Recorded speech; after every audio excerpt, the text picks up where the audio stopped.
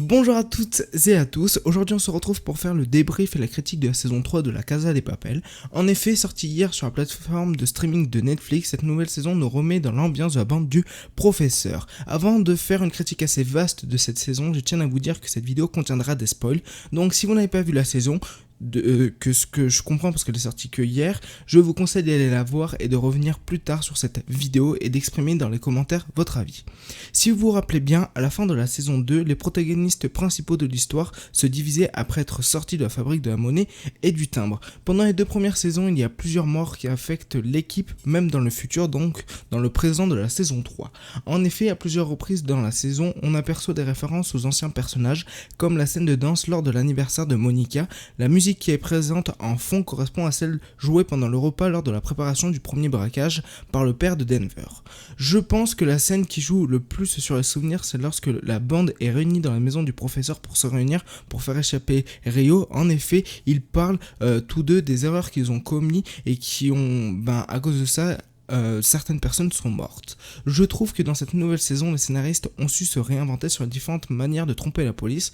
En effet, on a pu voir dans les derniers épisodes que le professeur avait tout prévu pour jouer avec l'audio et même le visuel, que ce soit avec la puce GPS ou même le micro implanté dans Rio. En effet, lors de la scène du soi-disant départ de la banque, voilà ce que je vous disais précédemment, je ne pensais pas qu'ils pouvaient mettre en place autant de manières pour déstabiliser l'opinion des policiers. Il y avait des marteaux-piqueurs et ils avaient même engagé un animal qui passait dans les conduits pour pouvoir tromper le GPS. Je trouve que cette nouvelle saison n'atteint pas le même niveau de stress que la précédente, je m'explique. Durant cette saison, j'avais l'impression que le niveau de pression était moins élevé, il y a que très peu de scènes qui ont pu élever ce niveau de stress. Lors de la scène de fusillade entre les gardes du corps du gouverneur et des protagonistes, et aussi la dernière scène qu'on a sur la banque lorsque Nairobi se fait tirer dessus par un sniper, on ne sait pas si elle est morte ou si elle est vivante, mais moi je pense qu'elle est vivante parce que sinon ils auraient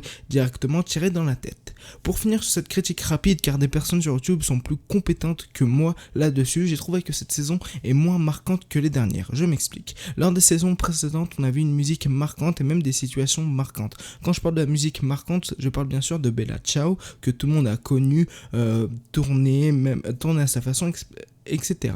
Là, on a très peu de choses. Ils ont juste remis la musique originale de la série que très peu de secondes. Lorsque les policiers voulaient rentrer dans la banque, et ils se sont fait capturer, déshabillés, filmés. Ils ont dû chanter la chanson. Là, on a très peu de choses. Cependant, ce que j'ai bien apprécié dans ce nouveau braquage, c'est que Netflix a su prendre des risques dans la violence ou même dans la critique. En effet, j'ai trouvé que le sang était beaucoup plus présent. Je pense qu'une scène marquante, c'est lorsque je me rappelle plus de son nom, mais un des nouveaux qui avait prévu le casse de la banque avec Berlin reçoit des éclats de verre dans les yeux. On voit quand même qu'ils sont en train de l'opérer sur une table avec une pince à épiler et des lunettes exprès pour ça. Mais j'ai aussi remarqué que les critiques, que ce soit au niveau de la politique, étaient plus présentes, surtout la place des boîtes rouges, comme quoi chaque politique avait des lourds secrets qui sont cachés dans différents endroits. On apprend aussi que parfois tous les politiques utilisent des actions pas très légales pour torturer certains prisonniers.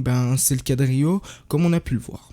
C'est déjà la fin de cette vidéo. Si celle-ci vous a plu, n'hésitez pas à liker, commenter et à vous abonner avec la petite cloche pour ne pas manquer mes prochaines vidéos. C'était Nicolas, ciao tout le monde.